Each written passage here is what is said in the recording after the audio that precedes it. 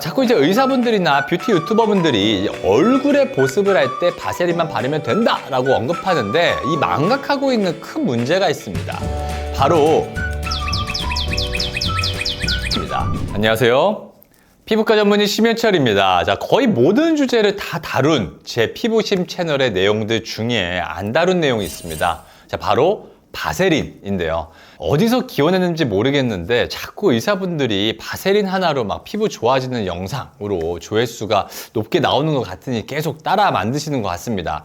자, 영상 만들기 좋죠. 자, 얼마 안 하니까요, 가격이. 뭐 단돈 얼마로 피부 좋아진다고 하니까 많은 분들이 당연히 좋아하시고 이제 혹하실 수 있는데 오늘 이러한 환상을 좀 깨드리겠습니다. 자, 최근 뭐 방송에 출연했을 때도 작가님들이 이제 바세린 하나만 바르면 되냐고 그것 좀 언급해달라는 질문들이 많아서 이런 좀 잘못된 정보를 바로 잡고자 오늘 바세린에 대한 올바른 설명을 드리겠습니다. 따라오시죠. 자, 바세린은 한 150년 정도 전에 이 석유를 정제하다가 우연히 만들어진 이 석유 젤리에서 기원을 합니다.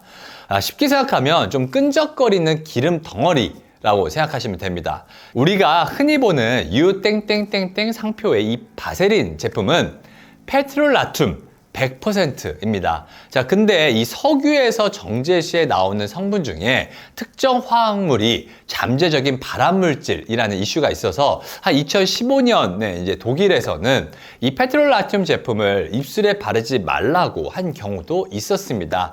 자, 그래서 이 유럽연합을 비롯한 다른 나라에서는 고도로 정제된 과정이 이루어지도록 이렇게 관리가 되고 있고 이 바세린 제품도 본인들이 이제 3번 정제를 했다 이런 걸 굉장히 어필을 하고 있습니다. 자, 바세린의 장점은 경피 수분 손실량을 엄청나게 줄인다는 것입니다. 즉 바르면 일단 안에 있는 수분이 날아가지 않는다는 것이죠.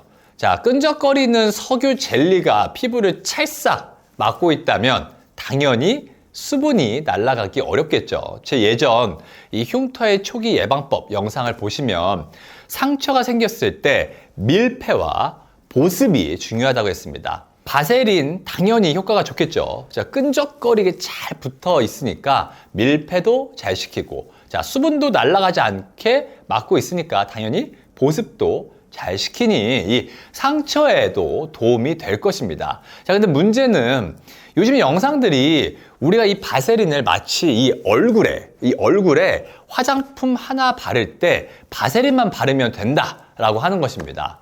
아니, 값싼 바세린 한 개로 밀폐랑 보습까지 시켜서 상처도 잘 안 물게 한다며. 자, 근데 왜 문제라고 해? 라고 하실까봐 이유를 말씀드리겠습니다. 자, 바세린을 얼굴에 사용할 때를 살펴보면 자꾸 이제 의사분들이나 뷰티 유튜버분들이 얼굴에 보습을 할 때 바세린만 바르면 된다라고 언급하는데 이 망각하고 있는 큰 문제가 있습니다.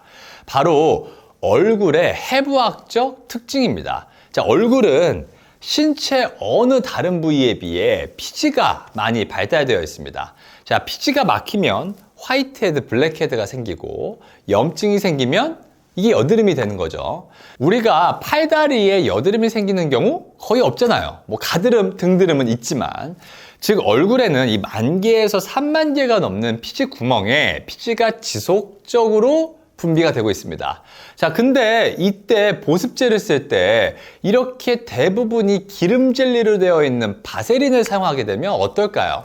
자, 물론 악건성이고 트러블이 잘 안 생기는 분들은 보습도 잘 되니까 이제 좋다고 느낄 수 있지만 저처럼 피지 발달이 많은 사람들은 실제로 이 바세린을 제 얼굴에 바르면 화이트헤드가 증가되고 여드름이 증가가 됩니다. 얼굴처럼 피지가 많은 부위가 아니라면 사용하면 좋습니다. 왜? 피지를 막을 가능성이 별로 없으면서 수분을 잘 가둬놓을 수 있으니까요. 자, 하지만 이 얼굴의 경우에는 제가 항상 강조하는 게 이 피지는 유전적으로 결정이 되면 나이가 들어도 생각보다 감소하지 않습니다. 자, 그러므로 피지 발달이 유전적으로 많은 분들은 무분별하게 바세린을 쓰는 경우에 아까 말한 화이트헤드, 블랙헤드, 여드름이 증가되는데 실제로 본인이 뭐 때문에 이게 증가되는지도 모르고 있습니다.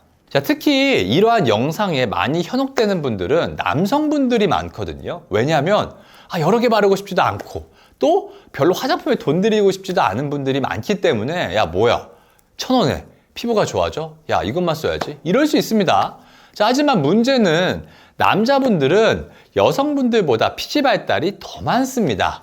평균적으로 더 유분이 많습니다. 자, 그러므로 그렇게 반복적으로 기름을 도포하는 것은 아까 말한 이 피지의 저류로 인해서 문제점들이 생길 수가 있습니다. 또 이렇게 말하면 저는 바세린 바르고 아무 문제 없는데요? 하시는 분들이 있는데, 자, 압니다. 알아요. 자, 얼굴에 피지 발달이 많지 않은 타입, 또 저항성 피부 타입, 이러한 타입들은 트러블 없이 보습도 잘 돼서 좋을 수 있습니다. 하지만 사실 병원에 오시거나 이 피부가 안 좋아서 이렇게 막 좋아지려고 영상을 찾아보시던 분들은 평균적으로 보면 피지 발달이 있으면서 속건조함이 있는 이 수부지형 타입이 많으시거든요. 자, 이런 분들이 자꾸 속건조함을 잡아준다는 말에 이게 바세린만 쓰게 되다가 모공이 막혀서 트러블이 더 생길 수 있다는 것을 아셔야 합니다. 자, 또 어떤 분들은 바세린이 기름이라서 이 피지를 녹인다는데 아닌가요? 하실 수 있는데, 자, 원리는 맞습니다. 자, 하지만 피지를 녹이려는 부분이 어디인가요? 다들 블랙헤드가 많은 부분이죠. 자, 블랙헤드가 뭔가요? 피지거든요.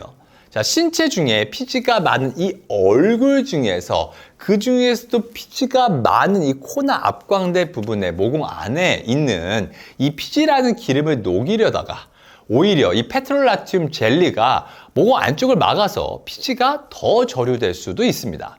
자, 그럼 바세린을 올바르게 사용하는 것에 대해 살펴보면, 원장님, 그럼 바세린 사용하지 말아요? 하실 수도 있는데 당연히 아닙니다. 자, 굉장히 제가 많이 처방하고 권하고 있는데 어떤 경우에 권할까요? 자, 첫 번째는 입술입니다. 자, 입술에 생각보다 우리가 사용하는 이 리스팀이나 립밤과 같은 입술 제품에 알레르기 때문에 갈라지는 피부염이 생기는 경우가 많은데, 우리는 이러한 피부염도 건조해서 생기는 줄 알고 이 원인이 되는 이러한 입술 제품을 계속 반복적으로 사용하는 경우가 있습니다. 자, 그러므로 입술에 피부염이 의심되거나 감별해야 할 때 이 건조한 상태에서는 다른 성분들이 거의 안 섞여 있는 이 순수 기름 성분인 바세린을 바르도록 합니다. 자, 두 번째는 상처나 화상 부위입니다. 자, 피부과 전문이라면 이 바세린 꺼즈를 다들 병원에서 엄청 사용을 합니다. 자, 대단한 건 아니고 이 꺼지에 바세린이 묻어 있는 것입니다.